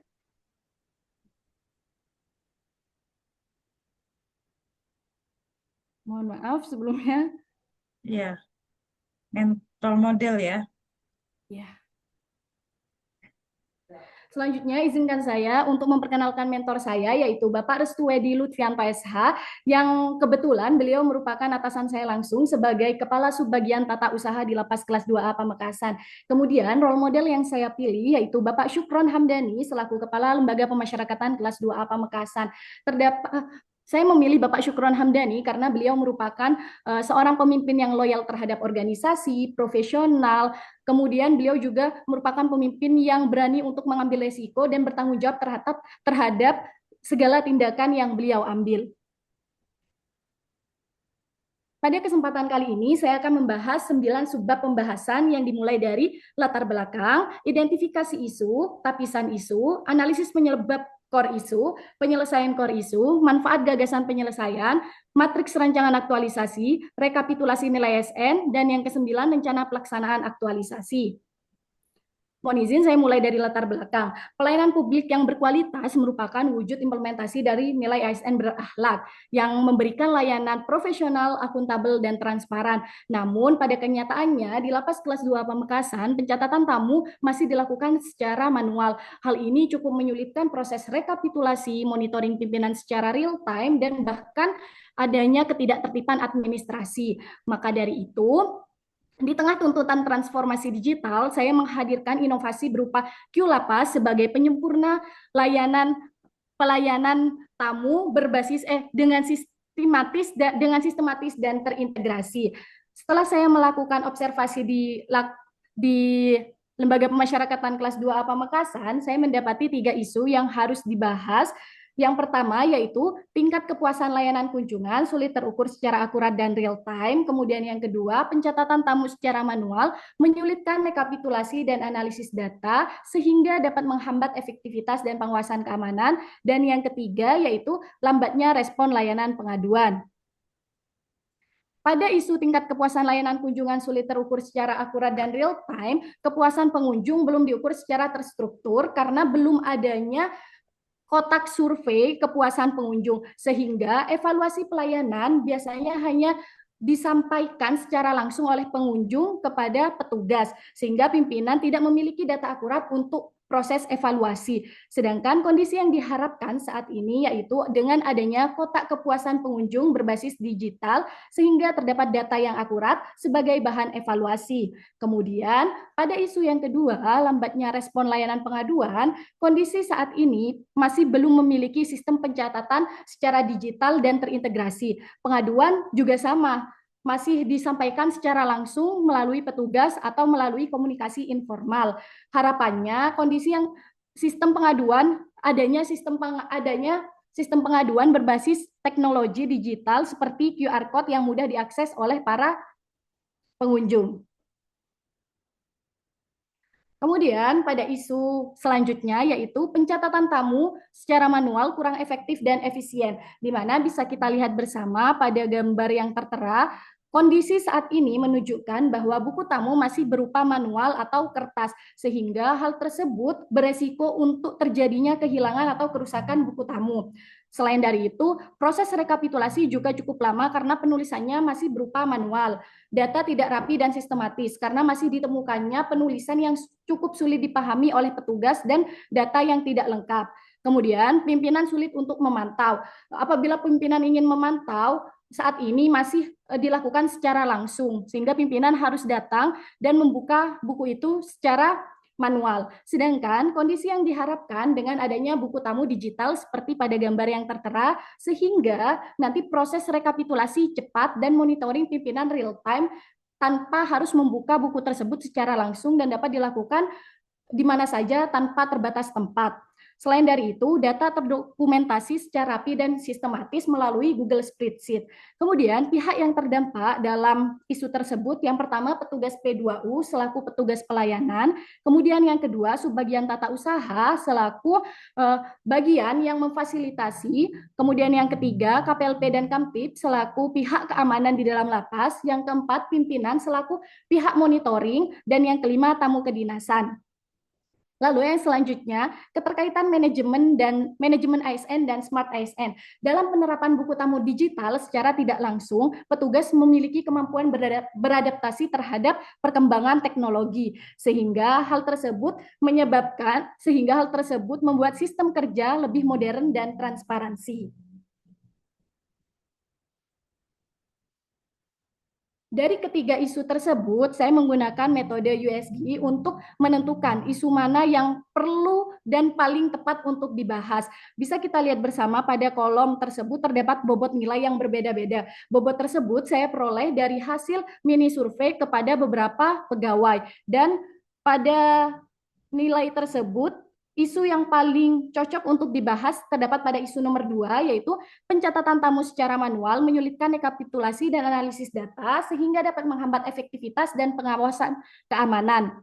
Lalu, analisis penyebab akar masalah dari isu pencatatan tamu secara manual yang menyulitkan rekapitulasi dan analisis data terjadi karena kurangnya sistem digital atau belum tersedianya sistem digital dan menyebabkan proses pencatatannya masih manual. Jadi akar masalahnya terdapat pada metode dan mesin. Kemudian dari akar masalah tersebut saya memberikan penyelesaian berupa inovasi QLapas, yaitu QR layanan administrasi pengunjung aman dan sistematis, di mana QLapas ini merupakan buku tamu digital yang dirancang untuk menggantikan buku tamu manual. Penggunanya cukup mudah sekali, di mana tamu datang kemudian men-scan QR code yang sudah tersedia di area P2U, kemudian secara otomatis akan terhubung ke Google Forms, kemudian tamu diharapkan untuk mengisi berbagai pertanyaan yang ada dan dikirimkan, dan secara otomatis jawaban tersebut akan tersimpan di Google Spreadsheet. Lalu apa sih manfaat dari gagasan penyelesaian isu tersebut? Yang pertama, penguatan tata tertib administrasi pencatatan tamu, karena data tamu tercatat secara otomatis, rapi, dan dapat diakses secara real time. Kemudian yang kedua, meningkatkan transparansi dan akuntabilitas pelayanan, karena seluruh data terdokumentasi secara digital dan meminimalisir resiko kehilangan. Kemudian mendorong budaya kerja adaptif dan modern melalui pemanfaatan teknologi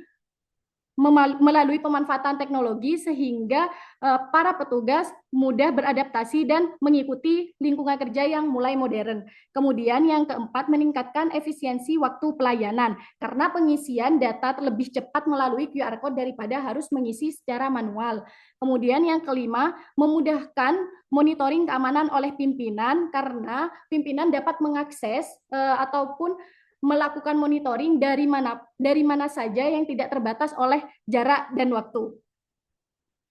Kemudian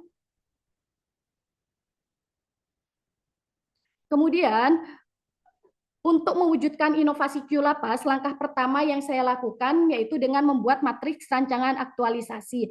Pada matriks rancangan aktualisasi ini terdapat 7 tahapan kegiatan. Yang pertama, observasi di lingkungan kerja. Yang kedua, penyampaian gagasan kegiatan. Yang ketiga, pembuatan SOP. Yang keempat, penyusunan dan pembuatan sistem buku tamu digital. Yang kelima, pelaksanaan uji coba atau trial. Yang keenam, sosialisasi dan implementasi buku tamu digital. Dan yang ketujuh, monitoring dan evaluasi pelaksanaan. Pada observasi di lingkungan kerja, terdapat 2 tahapan kegiatan yang mana menghasilkan output berupa dokumentasi hasil observasi kondisi penerimaan tamu dengan tahapan kegiatan melakukan pengamatan langsung terhadap proses penerimaan dan pencatatan tamu. Kemudian tahapan yang kedua, mencatat dan mendokumentasikan temuan hasil observasi sehingga hasilnya adanya daftar identifikasi permasalahan pada sistem pencatatan. Kemudian pada kegiatan yang kedua, tahapan kegiatan yang pertama yaitu membuat konsep singkat rancangan aktualisasi yang hasilnya berupa konsep digitalisasi buku tamu. Kemudian pada kegiatan tahap 2 melakukan konsultasi dan meminta persetujuan kepada mentor yang nantinya hasilnya berupa notulen dan persetujuan dari mentor.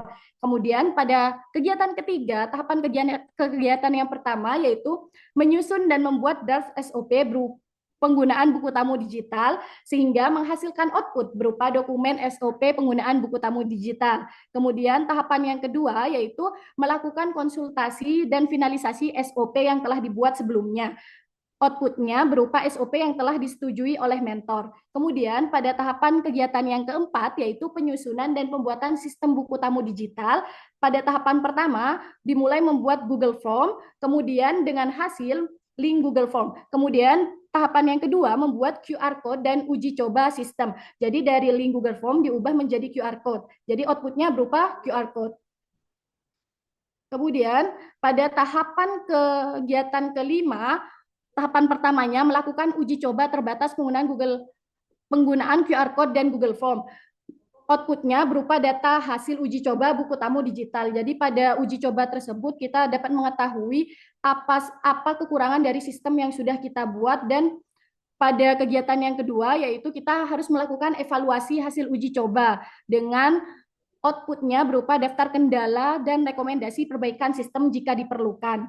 Kemudian pada kegiatan yang keenam, yaitu tahapan kegiatan yang pertama, melakukan sosialisasi kepada petugas dan tamu.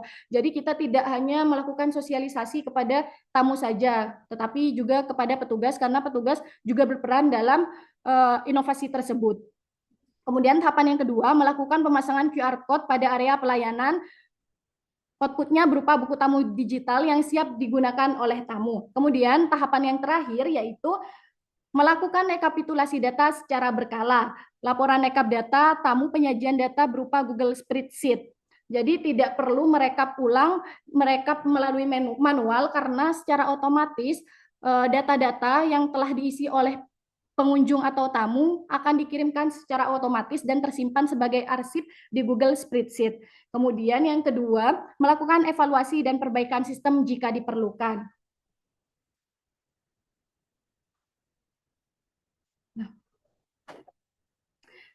Sebelum membahas mengenai rencana pelaksanaan aktualisasi, saya akan membahas mengenai rekapitulasi nilai SN berakhlak.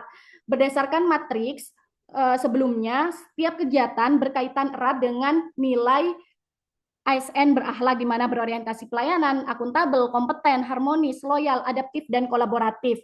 Sehingga bisa kita lihat bersama pada tabel tersebut, semua nilainya sama karena satu sama lain saling berkaitan dan memiliki total nilai 49.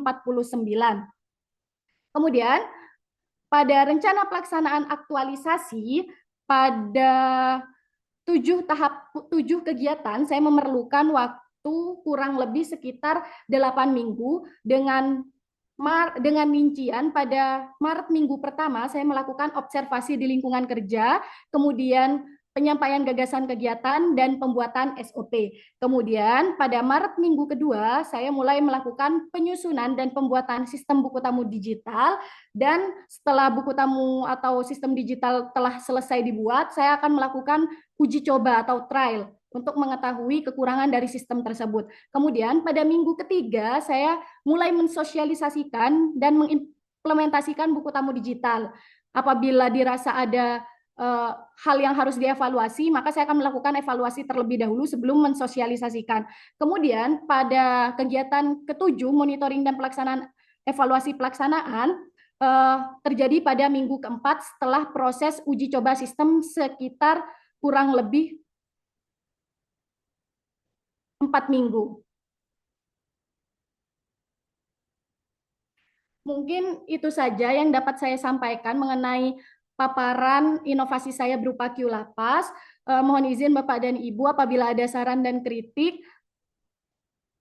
saya sangat memerlukan hal tersebut demi kelancaran rancangan aktualisasi saya. Terima kasih. Oke, terima kasih Mbak Velsa ya di nggak kelihatan ya. Ya, 15 menit 27 detik ya. Oke. Apresiasi ya buat Mbak Velsa ya. Ini tantangan ya buat teman-teman yang lagi pada puasa nih ya.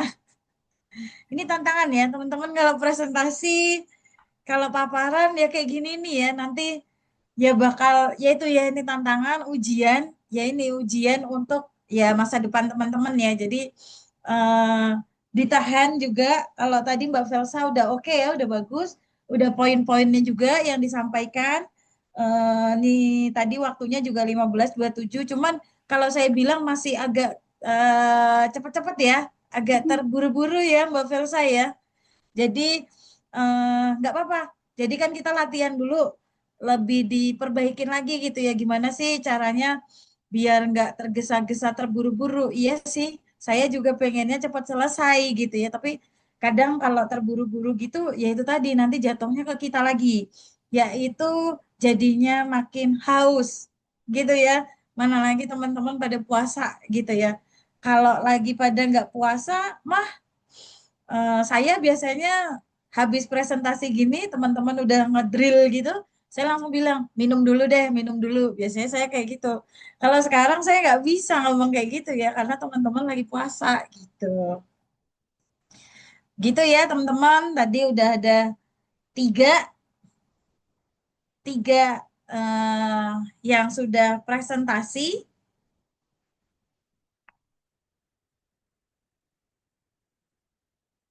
Ada 3 yang udah presentasi, itu tadi buat gambaran teman-teman yang lain yang belum presentasi, belum mencoba ya, belum mencoba untuk presentasi, boleh teman-teman silakan untuk latihan ya. Jadi saya menyarankan teman-teman agar untuk latihan dihitung pakai stopwatch ya. Pakai stopwatch 15 sampai 20 menit. Karena memang itu eh, terlihat sekali pada saat nanti teman-teman seminar. Mana yang sudah latihan, mana yang belum latihan gitu ya. Dan saya mau nanya lagi ini, tadi yang saya sudah tanya Mbak Dinda sudah, Mbak Dinda belum ya? Mbak Dinda gimana bahan tayangnya? Siap, Ibu, masih proses edit. Ada beberapa yang mau saya tambahin karena Oke. tadi sudah ada gambaran dari teman-teman juga. Oke, Begitu. latihan mandiri ya berarti ya. Siap, Jangan ya Ibu. nanti pada saat seminar ekspresi mukanya berubah nih. Soalnya kalau Mbak Dinda ini kelihatan banget ya, dia terlalu ekspresif. Jadi biasanya kalau ekspresif gitu, kalau lagi paparan, tiba-tiba dia salah nyebut, tiba-tiba nanti langsung ekspresinya berubah, hah, gitu kan. Yang langsung kayak gitu, itu juga ya nanti latihan, silakan latihan sendiri Mbak Dinda. Terus saya mau nanya juga ke Mas Kois, gimana Mas Kois? Bahan tayangnya. Siap, Ibu. Sudah tinggal masukin metrik sama yang rancangan aja. Izin bertanya, Ibu. Oke, boleh Terkait silakan. metrik sama eh, terkait metrik rancangan sama rencana pelaksanaan itu untuk Mm-mm. kegiatan sama tahapan kegiatannya itu sama ya? Matrix, iya, karena itu kan diambil dari, misalnya diambilnya dari kegiatan, berarti ada nilai di situ ya. Yang ketujuh nilai itu ya Mas Kois ya. Iya, berarti ketujuh nilai Ya, kan di yang kemarin matriksnya ini. minimal, minimal ada 7 nilai di setiap di satu kegiatan seperti itu. Berarti ya harus sama itu, jangan berbeda ya, karena dilihatnya memang dari matriks rancangan aktualisasi, kemudian hasilnya direkap gitu ya. Jadi itu kegiatannya dan tahapan kegiatannya itu sama semua gitu ya. Gitu. Kalau misalnya ngambil dari Siap, satu Ibu. Terima kegiatan kasih. aja, ya kegiatannya aja yang dimasukin. Tapi kalau dimasukin juga ke yang ada tahapan kegiatan, silakan dimasukkan tahapan kegiatannya.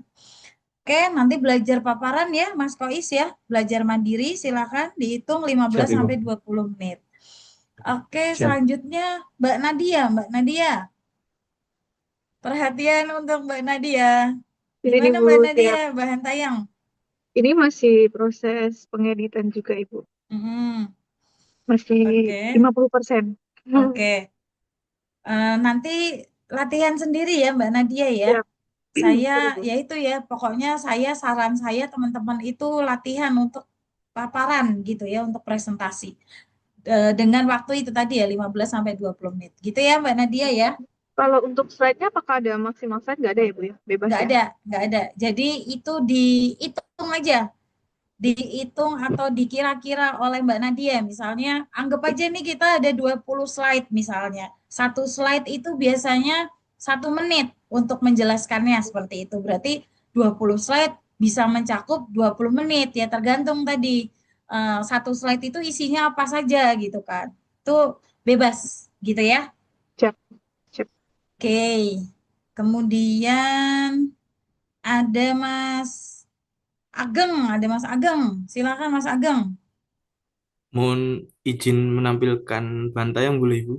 Oke, boleh menampilkan saja, nggak paparan ya. Ya. Karena Oke. tadi malam hasil Mm-mm. konsultasi dengan mentor Mm-mm. itu disarankan untuk slide-nya itu kalau bisa 10 slide. Oke. Dengan pertimbangan bahwa Mm-mm. untuk satu slide-nya itu pemaparan minimal 1 menit. Iya kan? Betul kan kata saya kan? Satu Ya. slide itu 1 menit gitu. Nah, jadi di sini saya benar-benar hanya Minimalisir ya, menekan poin-poinnya saja dan nanti lebih dijelasin. ya lebih Oke. bergantung pada pemaparan secara lisan Oke. tadi ya. Iya, iya, nggak apa-apa. Kan Nggak apa-apa, nggak masalah. Iya, termasuk misal dari cover Bu katanya itu sudah Mm-mm. termasuk pembukaan, salam, ucapan terima Iya, kasih. iya, iya, nggak apa-apa, nggak apa-apa. Itu 1 menit Bu, boleh. Iya, nggak apa-apa.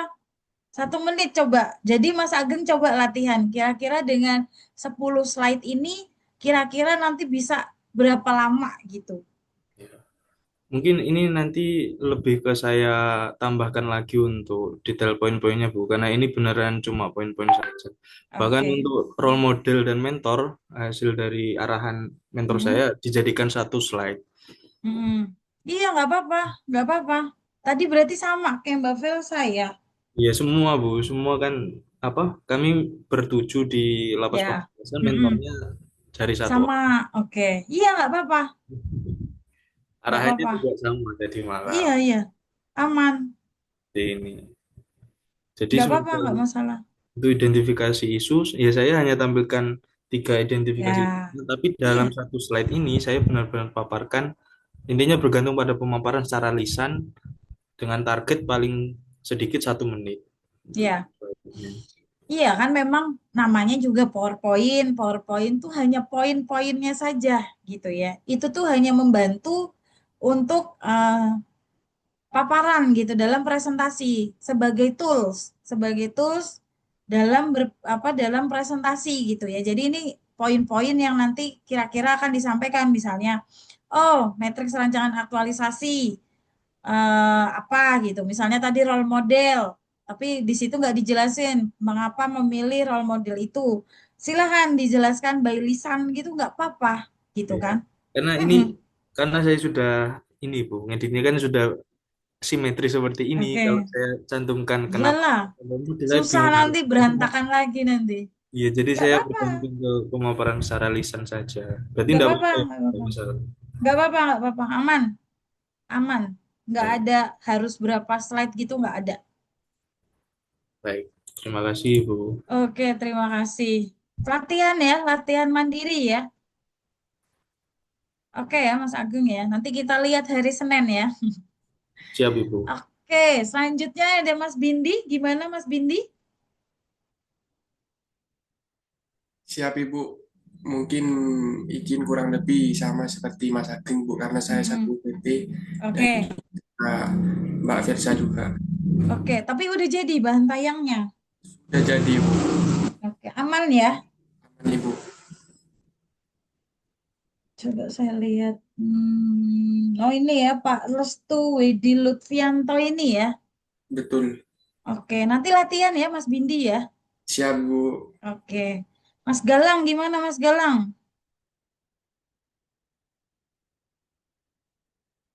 Nge-freeze, nge-freeze, Siap nge-freeze. Ibu, kalau saya sudah keren nggak? Sudah. Sudah. Sudah terus hilang. Bu, izin Bu, sudah terdengar? Sudah. Bareng sama Mbak Dinda ini ya, Mas Siap izin untuk Galang. saya sudah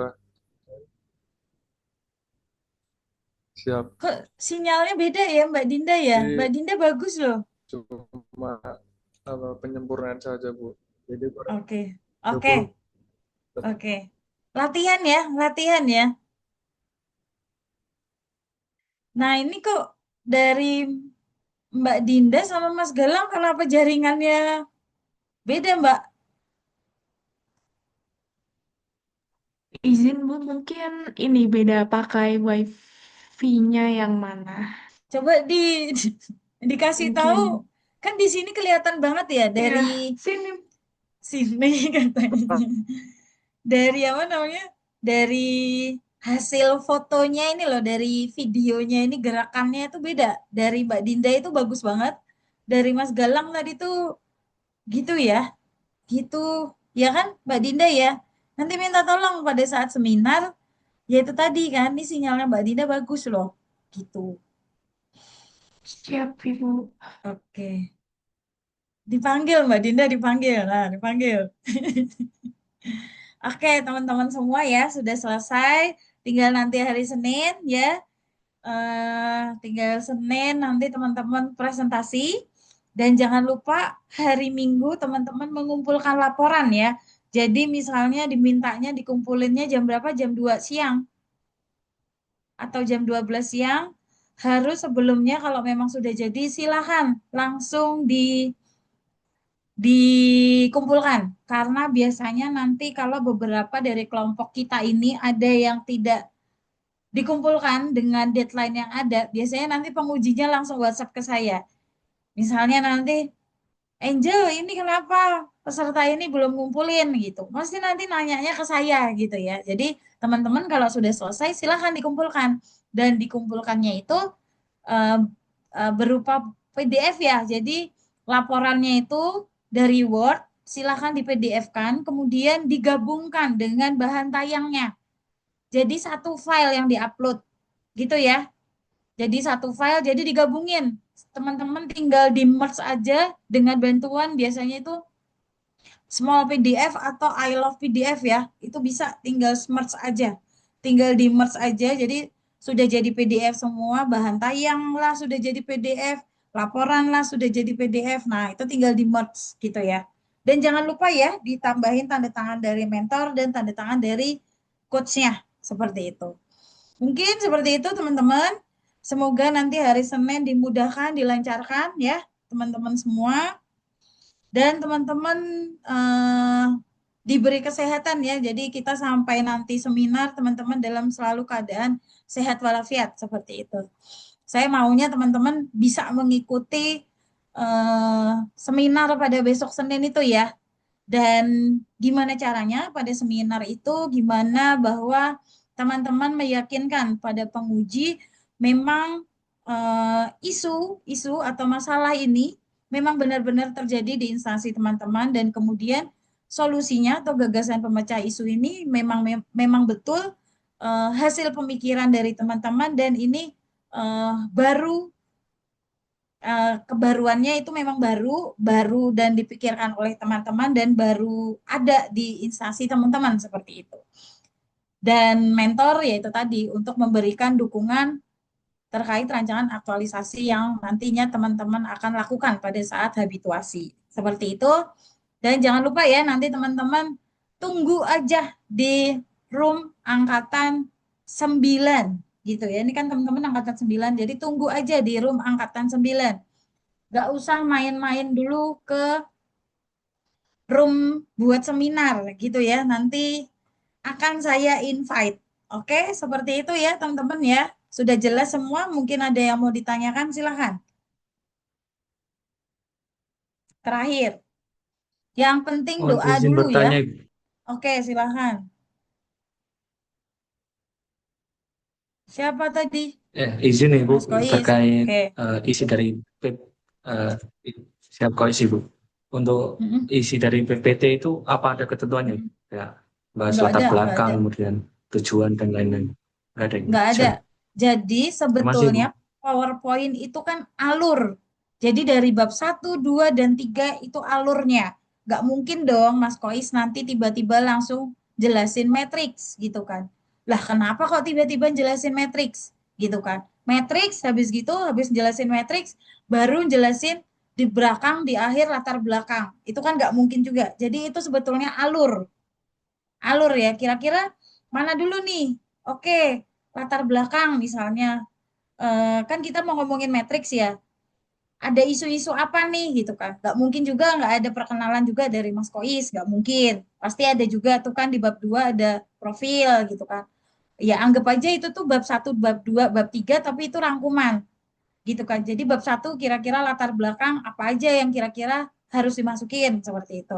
Kemudian lihat dari bab 2 kira-kira apa aja yang kiranya harus dimasukin gitu kan. Terus bab 3 kira-kira apa saja yang harus dimasukkan. Seperti itu rangkuman dari laporan. Kan itu kan ceritanya Mas Kois ngambil poin-poinnya untuk menjelaskan dari isi laporan gitu. Gitu Mas Kois? Siap, Ibu. Oke, yang penting doa ya teman-teman ya. Oke, Mas Awang, gimana Mas Awang? Izin Ibu, Mm-mm. terkait pengumpulannya kan minggu ya siang, Mm-mm. terus Mm-mm. itu berarti nanti ada link, terus kayak formatnya itunya nanti dikasih tahu juga ya Bu pastinya, Iya, kayak format sudah namanya. di-share ya teman-teman. Oh iya, Sudah siap Ibu. di-share belum? Setahu saya cuman itu Ibu. Coba saya bantu share nih. Nih, dari Bu Sulis ya, Bismillah, Dear all, peserta Latsar izin memang pengumpulan laporan rancangan aktualisasi dapat diupload pada link di bawah ini. Tuh. Pada hari Minggu, kuturut ayah ke kota bukan ya?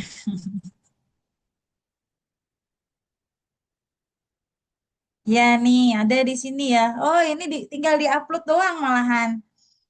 Ini Google Drive. Mereka masukinnya Google Drive, jadi tinggal di-upload aja gitu ya. Jadi boleh ada dua file tapi dinamain. Kalau enggak, yang di folder kita masukin aja nama nama teman-teman. Misalnya 14 Dwi Putrawang gitu kan. Nah, folder berarti di situ ada bahan tayang, ada laporan gitu aja. Jadi nggak usah di PDF-in karena ini modelnya drive gitu. Kalau di PDF-in biasanya kalau upload ke link. Kalau ini kan kita buka link, ternyata dia keluarnya munculnya Google apa Drive gitu. Gitu ya. Ada lagi kah? Oh, jam Izin 3 Bu. ya, ini Minggu jam 3. Oke, gimana? Mas Izin Bu. Ageng, Berarti untuk pengujian silakan. nanti apakah membaca laporannya juga Bu untuk rancangan Enggak. aktualisasi? Oh, penguji iya. Penguji membaca laporan. Baik. Penguji kan yang membaca laporan? Iya, penguji membaca laporan. Makanya teman-teman disuruh minta dibikin laporan. Jadi laporan itu diupload. Gitu. Dan bahan tayang beserta bahan tayang diupload. Jadi penguji itu bisa lihat semuanya. Gitu. Ada lagi? Penguji membaca ya. Gitu. Kan tadi sebagai reviewer. Anggap aja seperti itu ya. Jadi tulisan yang teman-teman bikin dibaca nih. Gitu. Oke? Ada lagi? Silahkan. Ini saya lihat pada tegang-tegang nih. Yang tenang kok kayaknya cuman Mbak Happy aja ya. Sama Mas Awang nih mukanya tenang nih. Yang lain masih tegang-tegang nih. Oke ya, cukup ya berarti ya. Oke, terima kasih. Coaching kita selesai pada sore hari ini. Dan nanti kita ketemu lagi di hari Senin. Yang penting doa dulu, kemudian kan kita usaha juga nih ya, teman-teman sudah bikin laporan, sudah memikirkan apa yang terbaik untuk organisasi seperti itu. Dan ya ini gimana caranya teman-teman meyakinkan penguji bahwa memang itu pemikiran baru dan itu baru dari teman-teman semua, ide-ide baru dari teman-teman semua. Seperti itu ya teman-teman, terima kasih. Sukses terus ya teman-teman ya. Harus sukses nanti kita di seminar dan ya udah silakan teman-teman boleh live dari Zoom ini. Terima kasih dan selamat sore ya. Silakan boleh live dari Zoom ini. Ibu, terima kasih. Terima kasih, Bu. Sama-sama. Terima kasih banyak Ibu. Terima kasih Bu. Sama-sama. Saya izin live ya. Siap, Bu.